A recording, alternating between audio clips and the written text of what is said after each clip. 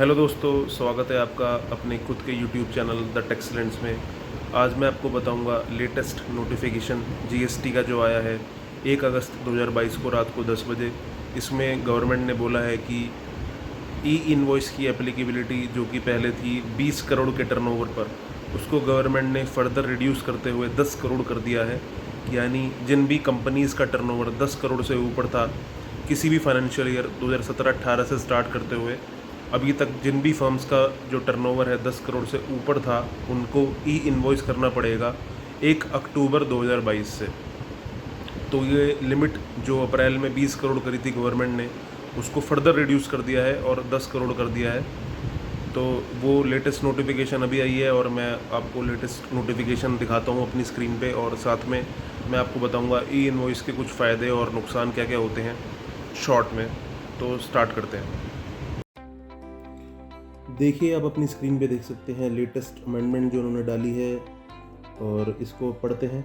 GSR 612E in exercise of the powers conferred by sub rule 4 of rule 48 of the central goods and service tax rules, the government on the recommendation of the council hereby makes the following further amendment in the notification of the Government of India in the Ministry of Finance number 13/2020, Central Tax dated the 21st March 2020, published in the Gazette of India, Extraordinary Part 2 Section 3, Subsection 1 Wide Notification GSR 196E dated 21 March 2020 namely. Government के पास जो power है जो उनको दी गई है rule 48 सब rule 4 में, उसके अकॉर्डिंग गवर्नमेंट ने रिकमेंड करा है कि जो नोटिफिकेशन है उसको फर्दर अमेंड करा जाए। तो अमेंडमेंट क्या करी गवर्नमेंट ने? In the said notification in the first paragraph with effect from first day of October 2022, for the words 20 crore rupees, the word 10 crore rupees shall be substituted।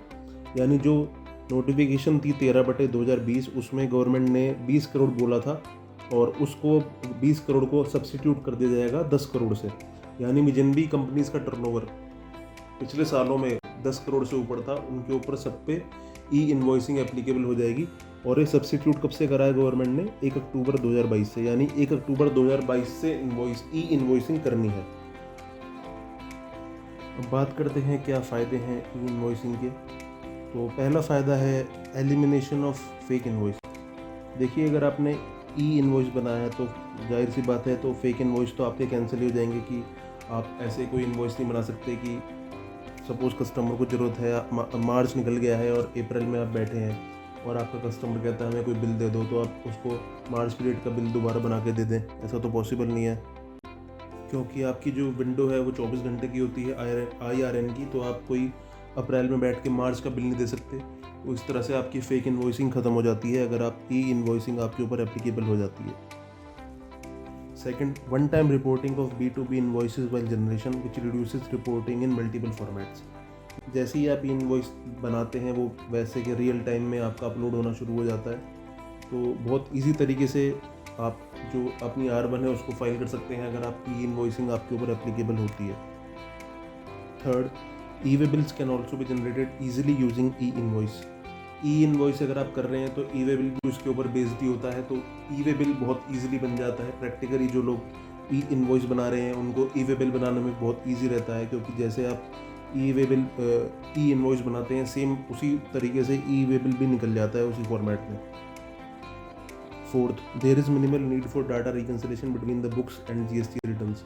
देखिए, अगर आपने ई invoice generate कर रहे हैं तो जो भी आप सेल का बिल काटेंगे वो GST पे लगातार चढ़ता रहेगा। तो आपका जो रिकन्सिलेशन है वो प्रॉपर तरीके से तैयार रहेगा, क्योंकि जो आपकी बुक्स में सेल बोलेगी वही आपके पोर्टल पे दिखेगी R1 पे। तो मिनिमल नीड रह जाती है डाटा रिकन्सिलेशन की ई इनवॉइसिंग के बाद। पांचवा क्या है? Real time tracking on invoices. तो उससे क्या होता है कि इनपुट टैक्स क्रेडिट भी इजीली मिल जाता है जब आपका R1 लगातार अपडेट हो रहा है, तो और आप फाइल भी ढंग से कर रहे हैं। R1 जो आपने सेल दिखाई है वही आप R1 में दिखा रहे हैं, तो सामने वाले को 2B में जो इनपुट है वो भी प्रॉपर दिखता है और जो गलती के चांसेस हैं वो बहुत कम हो जाते हैं। अब बात करते हैं कुछ कॉन्स पे ई इनवॉइसिंग के। पहला, ई इनवॉइस जो है वो B2C बिल्स के लिए नहीं है, यानी बिजनेस टू कंज्यूमर्स के लिए नहीं है।